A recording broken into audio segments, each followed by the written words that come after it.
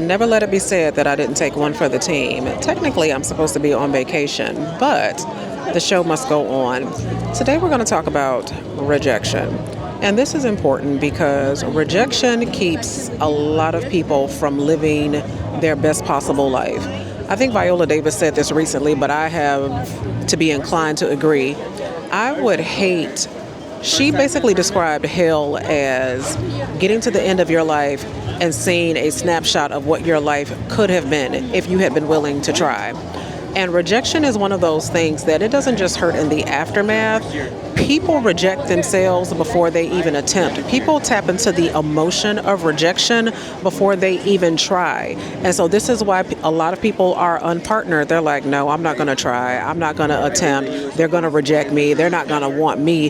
They reject themselves before they even make an effort. Or no, I'm not going to go for that opportunity. I'm sure they're looking for somebody more qualified. I'm sure they're looking for somebody younger. I'm sure they're looking for somebody thinner. I'm sure, like, we are our own worst enemies sometimes.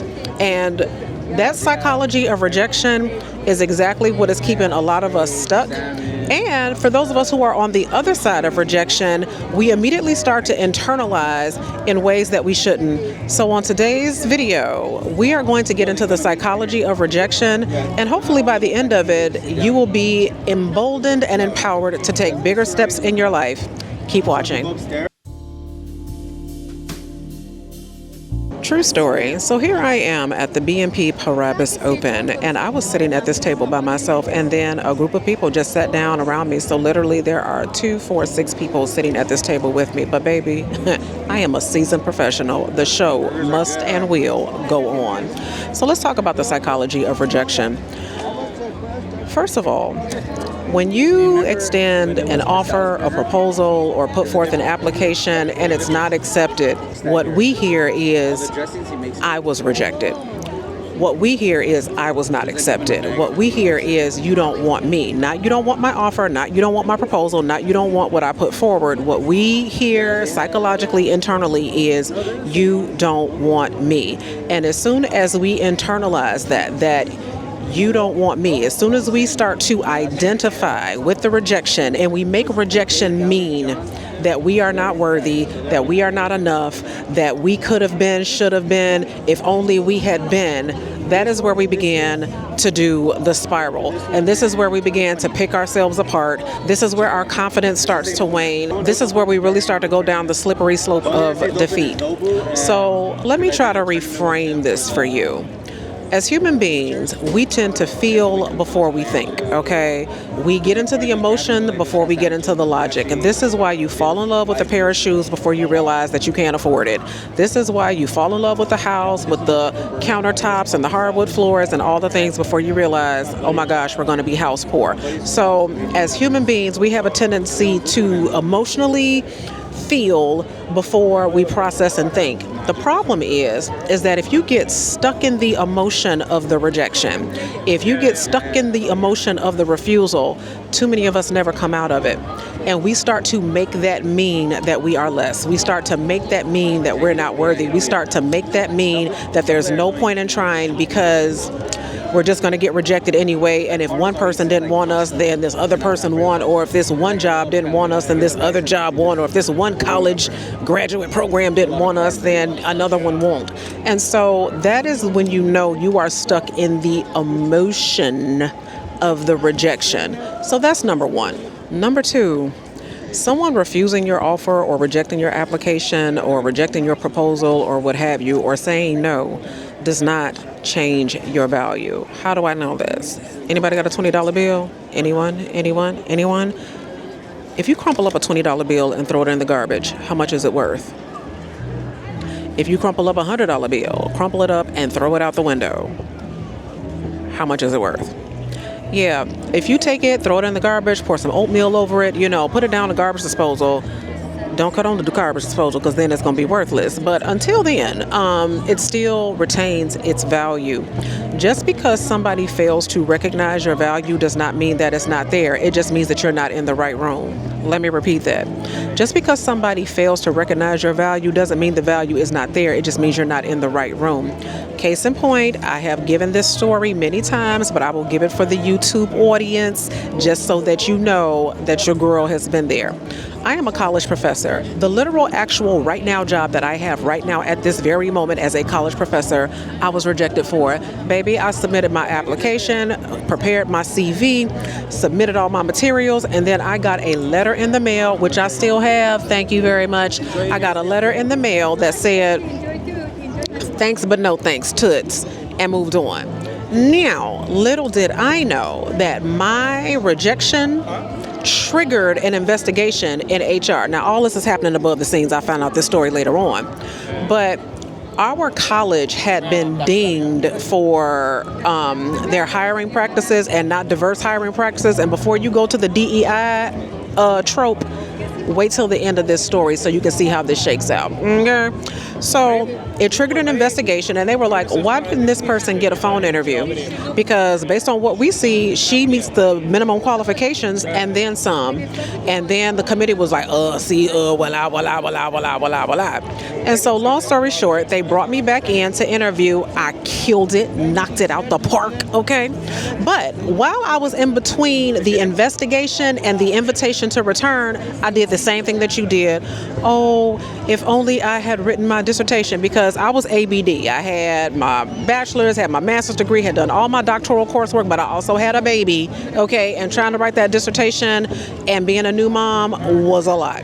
And so like, oh, if only I had, written my dissertation, if only I had finished, I'm sure I'm in the running with so many, PhDs and EDDs, and I just did not cut the mustard. So I went into the interview, killed it, knocked it out of the park, and they said, we want to offer you the job, but here's the catch. If you do not finish and defend your dissertation by the time the contract starts, you will be an instructor making this amount of money. If you do finish your dissertation by the time the contract starts, you will be an assistant professor making that amount of money. Y'all, when I tell you I busted my ass and wrote that dissertation, I put the baby to bed at 9 o'clock and I wrote till 3 o'clock in the morning. This was in May. So I had interviewed right before Memorial Day weekend. I started working on that with fervor. Memorial Day weekend, I finished on the 4th of July, and I defended July 20th. So a month before the contract starts, okay? So now I'm all set to walk into this job with these peers. So now I'm like, okay, I'm a doctor too, and now I will be, in the same league as all these people that they had hired before me, right? Why, when the first day that I report to campus, I was the only person that had a doctoral degree. I was the highest ranked and the highest paid because of my experience and educational credentials. My name was erected or resurrected from the reject pile, and you best believe I negotiated that salary. My point is that the value was always there, okay? That initial look, that initial glance, that initial toss over to the side, whatever happened to my application on that first go round, the world may never know. But on that second look, okay, they were like, wait a minute. The value was always here. And let the record show, this was back in 2008. In 2017, I became the first African-American woman to earn the rank of full professor at my college. Thank you very much. In the 50-year history of the college, I was the first. So I say all of that to say that just because somebody does not see the initial value does not mean that it is not there. And my legacy at the college is strong. I was not some token hire, okay, because when I started at the college, I made it a point. To show what they would have been missing out on had they left my name in the reject pile. And so I can stand very strong on my academic record, on my scholarship, on the innovations that I have brought to the college for students. But I digress. What does this mean for you? What this means for you is that it's okay if people don't recognize your value. You are still worthy of those opportunities. You are still valuable. It does not change just because somebody else does not see it. Comprende? Which brings us back to the emotion of rejection. Brothers and sisters, you must learn to remove the emotion from the rejection. You have to learn how to approach rejection the way that salespeople do. Because now, I'm not a frequent shopper at Bergdorf Goodman's house and ever. I do believe that if you walk in there to buy a pair of shoes and you decide, too rich for my blood, not going to be able to do it, you do not see the salesperson running after you talk about so what's your budget? I need this sale. If you could you please? No, they'd be like, thank you, have a good day. Okay. When you go to buy a car and you walk off the lot without purchasing the vehicle, you do not see the salesperson clutching at your ankles to try to force you to buy the car. Now, they might make a strong pitch, but at the end of the day, no means next. Repeat that.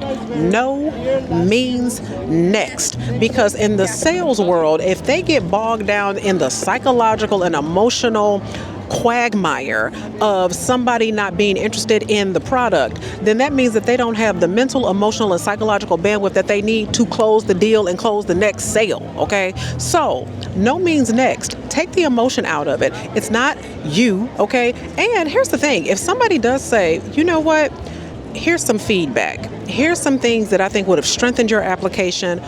Sometimes the people are just not in a place, okay, to be able to receive what you have to offer. If you go back to a couple of videos of mine ago, let's talk about having capacity. There are many people who, in theory, think like, you know what, it would be nice to be in a relationship. It would be nice to have a companion, somebody to love and come home to and share my day with and things like that. But then when they calculate, when they do the math and they're like, but I know I'm not in a place to do that. I know psychologically I'm not in a place to do that. I know I work way too many hours, or I got way too many unresolved traumas, unhealed issues, and I don't even want to do that to somebody.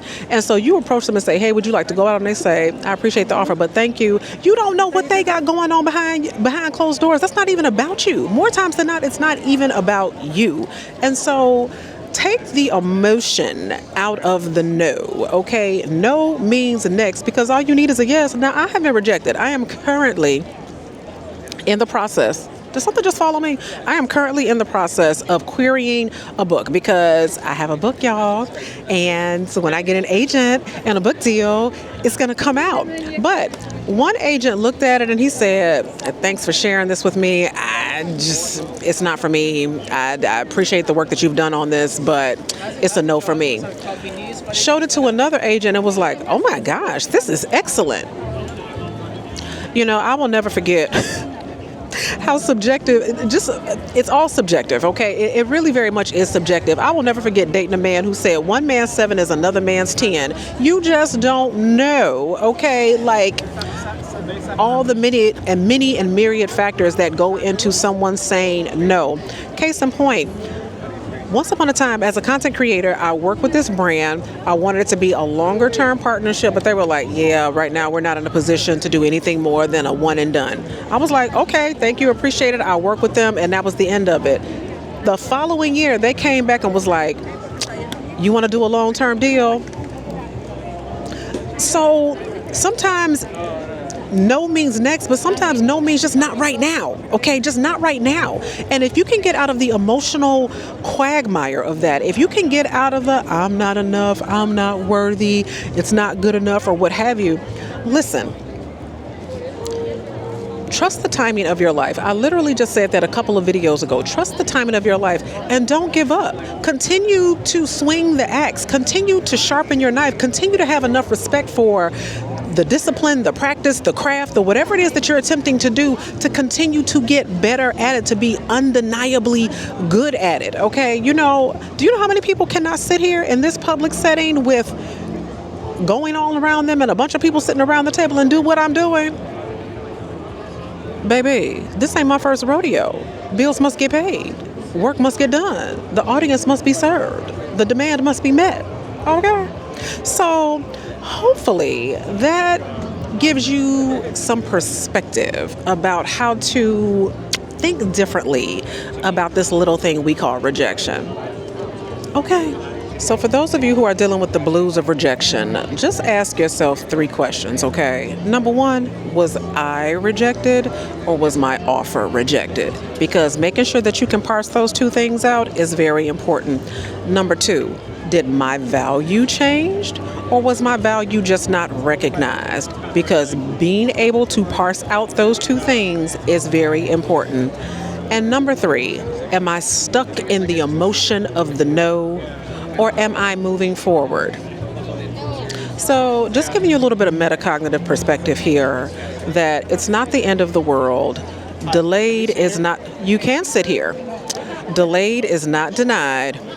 But at the end of the day, you, more times than not, you are the one that is in the way of your own success. Everybody that you know that has succeeded at any high level has dealt with rejection. It's part of the process. It's part of the film process. I know people in Hollywood, actors and producers, it is almost impossible to get anything made in Hollywood. Spike Lee even said that he has had trouble trying to secure funding for his films. Oscar winner Spike Lee still has to petition and pitch, okay? There are actors who still have to audition, and sometimes the answer is no. It's part of the process. It's part of the process. It doesn't change their value. It doesn't change their worth. It's just not the right opportunity, or they're just in a room where somebody doesn't recognize the value. And I hope that gives you some perspective as you forge ahead, whether in romance or in career or in academics or whatever it is that you wish to pursue. Go for it. Okay, so that's going to do it for me. I'm going to get back to my vacazione and try to enjoy some tennis. And I would love to hear your comments, your perspectives, and I will see you guys next time. Bye-bye.